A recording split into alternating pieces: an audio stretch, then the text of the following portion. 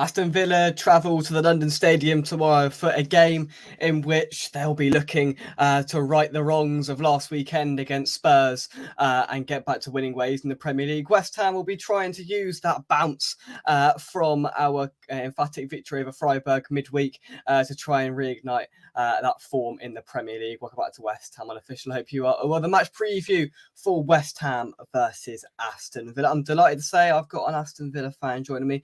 Luke from the Villa podcast is joining me. Luke, how are you? Yeah, good mate. Just been watching a bit of Spurs, and they've done a Spursy already. So happy going into it. Absolutely, good for you. So just tell the people watching where they can find you and what you do.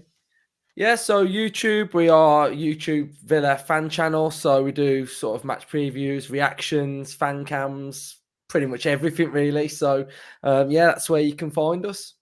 Brilliant. And going into this game then, come into the London Stadium. Obviously, it didn't go to plan for us in the reverse fixture and emphatic victory for you. How are you viewing this game and West Ham as a whole coming into this? Yeah, I think it's going to be a tough game. I think it's going to be close. Last week we got absolutely battered against Spurs, and it's the first time that it's actually felt like we'd played a European game before that Premier League game. Normally we've been really good. We've been winning games quite comfortably. We've been beat Chelsea away, etc.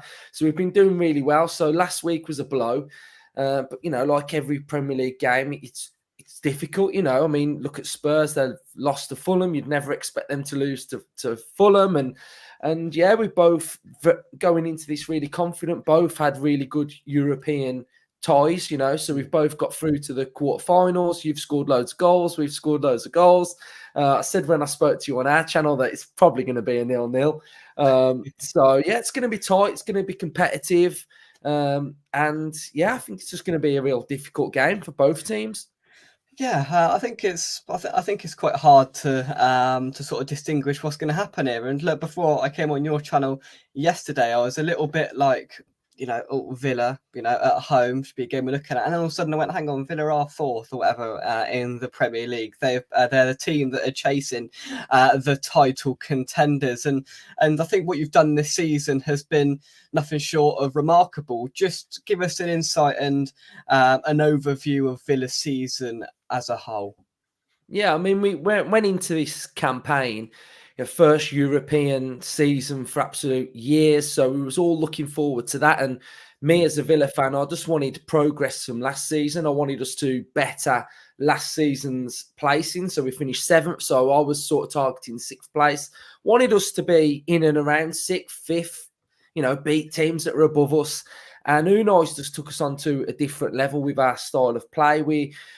And this is why it feels like it's not sort of a flash in the pan with Villa. It's because we've actually got like a style and an identity on how we play. We are a possession-based football team. We're looking to control games, so we're not just a counter-attacking team. We can play on the counter. And Unai's just made us into a team that, when you look at, say, like a Man City and an Arsenal, how well they play, that's what Unai's aspiring Villa to play like. So it feels like we're just at the infancy of where we are, but we're doing really well. We've had some brilliant times this season, sort of going unbeaten for so long at home. And then we sort of had that, can you beat Man City at home? We beat Man City at home. We were absolutely amazing against Man City. Followed that up by the next game at home against Arsenal. So we've done really, really well. And, we're there on merit. And I think the big thing about and how we are there is that we're really consistent. So when we do lose a game, we don't lose the next one. And I think we normally bounce back pretty well, whether, sometimes we might draw, but we never lose that game after we've lost. So I think that's just, testament to the mentality that sort of Unai is creating at Villa, really. No, absolutely. Let's just see who's joining us in the chat. Lawrence, hope you are well. Lee, regular viewers of the channel think I'm a little bit dark. My ring lights decided to pack up on me, so that is lovely. So I'm just doing the best I can currently. So you'll have to bear with me in that sense. In terms of European football this season, then got into that Europa Conference League, that prestigious, I may say, Europa Conference League place last season. You had a little bit of a wobble from my memory in the group, but managed to get through quite comfortably and now through as we are to the quarterfinals. How have you assessed and how do you think you've coped coming back into Europe this season? Yeah, I mean, we was all excited, but, as you know, it probably takes a bit of getting used to, even just travelling away, players staying away, coming back, how that preparation is, because Thursday, Sunday, it's not easy. It's short turnaround. You don't really have much time to focus on the Premier League game. And we lost our first game away at Legia Warsaw. So from that moment, we were basically playing knockout football from the start because we couldn't lose another game. Nobody wants to finish second and then have to play in a playoff round. So, we've been playing knockout football since the second game. And it's been good. We've had some really good results. We've beat AZ Alkmaar pretty comfortably. And I think the Conference League probably is a little bit more... There's some big teams in it. And I think... I don't know how it was for you guys last year, but, our running now, we've had to play Ajax, who've won the Champions League 3 times. Now we've got to play Lille, who are flying in Ligue 1.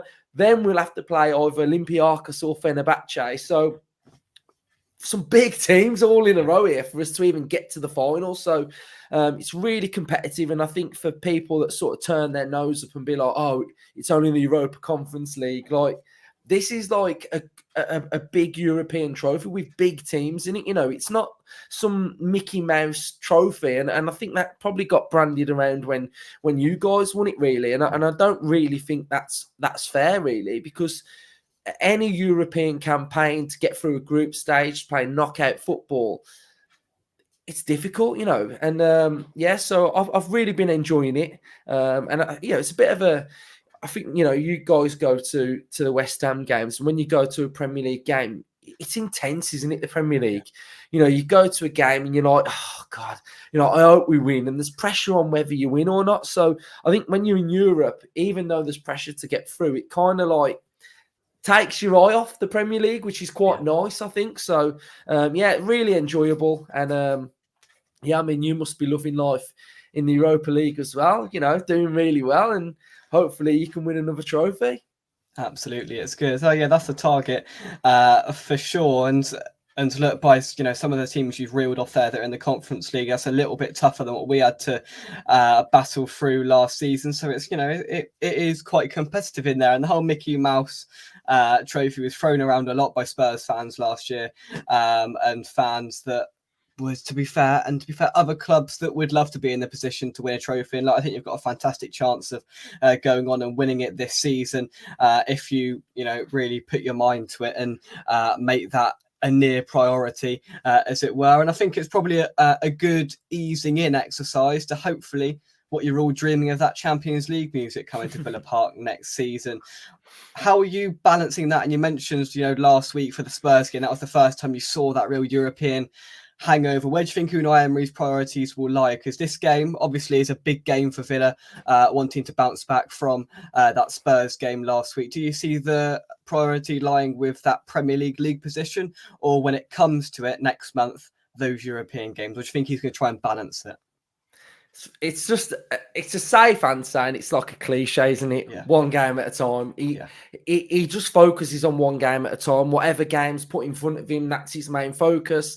And I just think that's where we are. I think we're not in a position as a football club to turn our nose up at winning a trophy. We haven't won one since 1995-96 League Cup. So we've got to take it seriously. There's some big teams in it, and it's difficult. And I think you want to test yourself against the best. And like you say, it feels to me like, okay, worst case scenario this season is we get Europa League.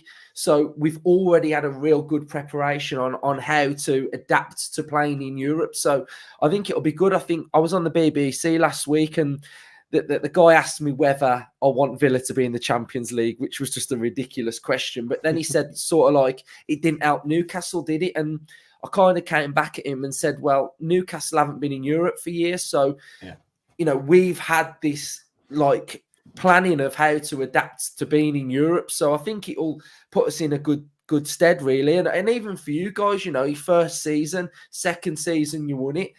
this season, you're more accustomed to playing in Europe, so you kind of get that know-how really of how to manage a first leg and how you do the second leg. So, and our manager, he's won the Europa League 4 times, so he knows what he's doing in Europe. So that really helps, some of our players that might not be as experienced playing in sort of like the league and then Europe as well. So I think Champions League qualification is the priority, but, we've got to just go for whatever cup we're in, really. Yeah, no, that's fair enough. In terms of West Ham then, we discussed it on your show the other day about Moyes and everything, and I don't want to touch that too much here because we do that most weeks, but overall as a whole, look, I mentioned to you the other day, Kudus, Paqueta, Bowen, and we saw a little bit of a sort of renaissance for Antonio against Freiburg, and I'm hoping that's going to return and come to the front again tomorrow. Overall, West Ham, Moyes, everything. How are you assessing us as an opponent going into this game? Because you are, fourth. I'd be chest out going, we'll beat them. No, definitely not. I mean, I think that we are two completely different teams with completely different styles. We look to control possession, control the game, play with the ball with us, and just look to dominate the whole game. That's how we play possession-based football, whereas you guys are more fast and direct, counter-attacking football. You play on transition. So, if we get caught, you're going to look to break. You're going to look to counter us quickly. And I just think those two styles, they have their positives and negatives coming up against the two contrasting styles. If we're loose with the ball in midfield, you're going to break on us quickly, and you've got that pace to sort of get in behind us. So I think the two teams are going to pose different problems for each other. I think you're doing fine from an onlooker. I mean, you guys watch your team week in, week out, so you know what you like and you know what you dislike about your team.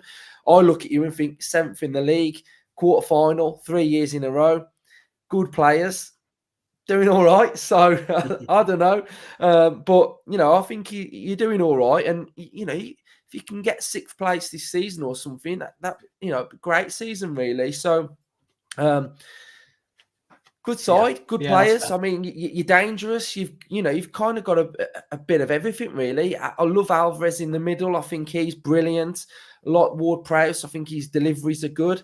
Kudus, Bowen. I mean, you don't need to talk about Bowen. He's brilliant for you, isn't he? So you're dangerous, and I think in the Premier League, it's one of them where on their day anybody can beat anybody. So. It's just which team turns up, who wants it more. I'd probably say from a Villa point of view, it's like how Moyes approaches it. Like if he approaches it like you played that team in Europe the other night, then it's going to be, high scoring, I think, and an exciting game. But if he maybe reverts to respecting us a bit too much and sort of plays a little bit safer, that probably will play into our hands because we'll try and have more of the ball and dominate the game. So, I think probably it's how Moyes approaches the game, really. Yeah, I mean, there will be goals in this. There's no doubt. Putting to the side the game on Thursday, our last clean sheet before that was our first game of the year back against Brighton, I think it was. So look, we don't often keep clean sheets. We've kept 1 in 3 months. So the chances are we will concede. If we keep a clean sheet tomorrow, I'll be amazed because we have leaked goals, which again has been a huge concern with the way we set up. Now, look, I think we will set up that way, and I think probably the way you're going to play will play into Moyes' hands more.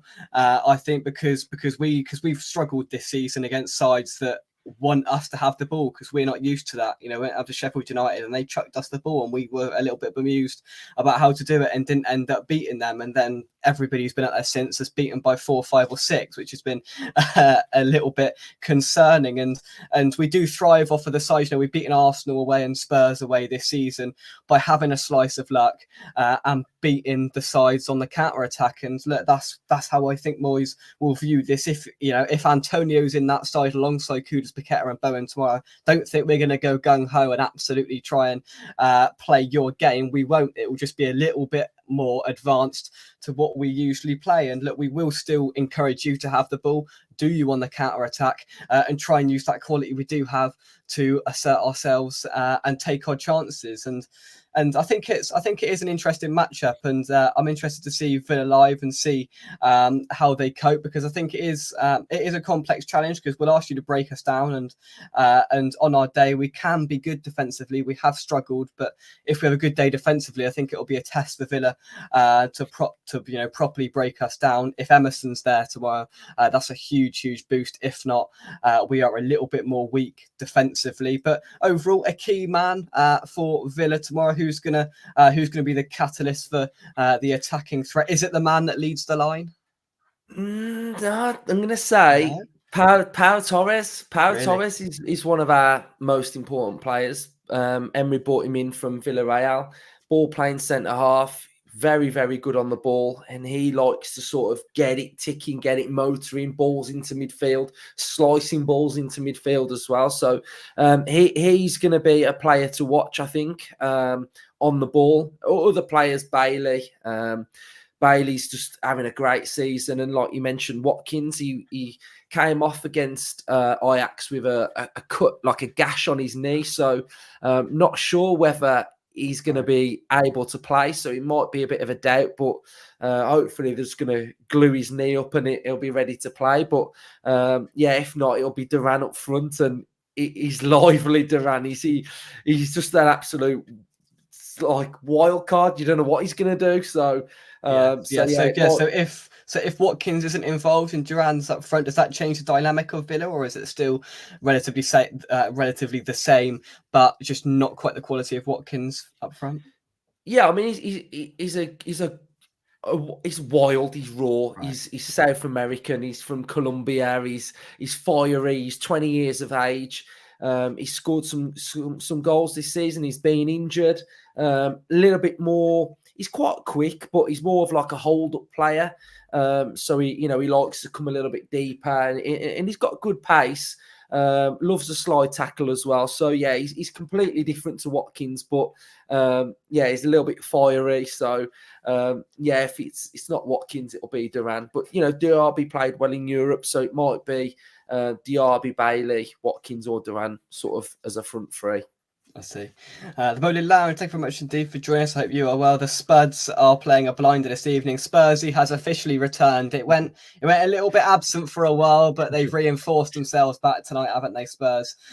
Honestly, I watched it, and Ange made changes when they were 3-0 down. Right? Is this Moyes making these changes? He waited till they went 3-0 down and then made the changes. And then with 10 minutes to go, brought on Richarlison to make him change the game. It was mildly amusing. And Ings hat-trick tomorrow. I wouldn't be surprised if he starts, to be honest. Antonio hasn't played a lot of football. And yes, he was very, very good on Thursday, but can you ask him to play another game again on Sunday? I'm not so sure. Ings impressed against Burnley last week, so that I think he's probably due a start in this game. If he doesn't, I think he'll feel pretty hard done by, that's for sure. The red card for John McGinn was quite a big talking point at the Spurs game last weekend, so obviously that means he's absent from the Villa midfield this weekend. Does that massively change Villa's midfield? How crucial is John McGinn in there, and who will come in, and how will that change how Villa play? Yeah, he's a blow. He's crucial. He's a great player. He's been playing brilliant all season. So yeah, options of what we do. We've got a young lad called Tim Irabunam who potentially might go in there. I know your midfield is going to be really competitive, so it's important that we try and win that battle. If you're looking at it from a Villa point of view, if not, it might be Tielemans. So Tielemans looks a bit leggy when he goes in there. So I'm hoping it's going to be Tim Irabunam who comes in. But yeah, big blow missing McGinn for 3 games for Villa. So yeah, just see what we're doing, sort of those central midfield areas. Yeah, interesting stuff. Let's go on to a prediction then. What are you feeling? I'm going to go draw. I think it is going to be close. I think it's going to be, it's close, edgy, bit nervy, probably for both teams, how I see the game sort of panning out. So I'm going to go with a 1-1. 1-1, fair enough. Fair enough. Do you know what? I was actually expecting you to predict the win for Villa, and look, I don't know, because when I sort of thought of Villa and I saw Villa and went, oh, that's okay. You know, listen, I take a point now. If I'm being totally honest, if we could just keep those points ticking over, and Fulham, who were all laughing at Spurs, they are rapidly coming up, and you never know, they might be added to the pack that are chasing us for that Europa League, or depending on whether we beat another German side in Europe, another Europa League spot.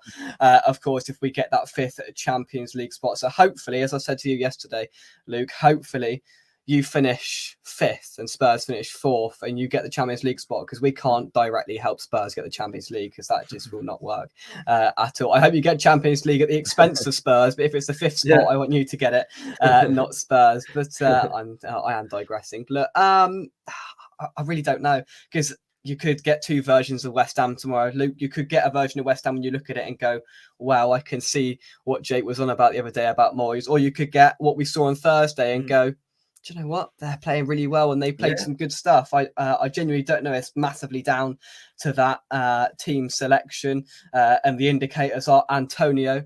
If Antonio's not there, then it will revert back to some pretty negative and dull stuff, and we will try and bore it out and try and get you on the counter attack. And we aren't going to keep a clean sheet, because we very rarely do. So I wanted to go 1-1, but you've nicked that. So I'm going to go 2-2. Nice. Bowen and Kudus and a Watkins brace, my fantasy team, would be not good, because I don't want you to score 2, but I think you will. I think a point is a good result for us. Would you take a point? I mean, you've predicted a draw, but are you happy with a point? Yeah, I think I'd take a point. I think if we got a point, we'd be 3 points in front of Spurs. They'd have a game in hand against Chelsea. So, yeah, I just want Villa to just keep that points tally just ticking and just keep it going. I think if it carries on ticking along nicely, then we should get 4th or 5th. So, tough away game. Point. I think I'll take it. Fair enough. I like it. Usual suspects got the odds 5-1 on a Bowen first goal. That's not bad. West Ham 7-4, Villa 13-10. A draw is 13-5. A Danny Ings hat trick is 150-1. Now that is a hell of a price for a Danny Ings hat trick. If that happens, then yeah, I've lost all will of humanity. If Danny Ings scores a hat trick, I think I'll just stop, to be totally honest. 2-2, 2-1. There, Barry says, I think we should line up with Antonio, Bowen, Kudus, and Paqueta and rotate them. Let's hope Emerson is back as well. Yeah, because Creswell played well midweek, but with some pace, honestly, if Creswell's starting, just chuck some pace on that side and you'll have an absolute field day. But if Emerson's there and hopefully back to his best, that gives us a bit of a boost. So both teams are going to have, if Emerson's out first and you've got McGinn out, so both sides slightly weakened, but overall it should be a good game. Luke, some final thoughts? Yeah, just have a good season. Hopefully you go well in Europe and beat Leverkusen and ruin the Liverpool-Leverkusen final, which everybody thinks is going to happen. So, yeah, I'll back you in that game as well. I think, I think you're going to have the know-how. I think they didn't look too great in the last one. So, I'd back you. And, just try and keep the faith a little bit, really. Just try and be positive going into the end of the season and then just assess it when you get there, really. So, yeah, have a good one.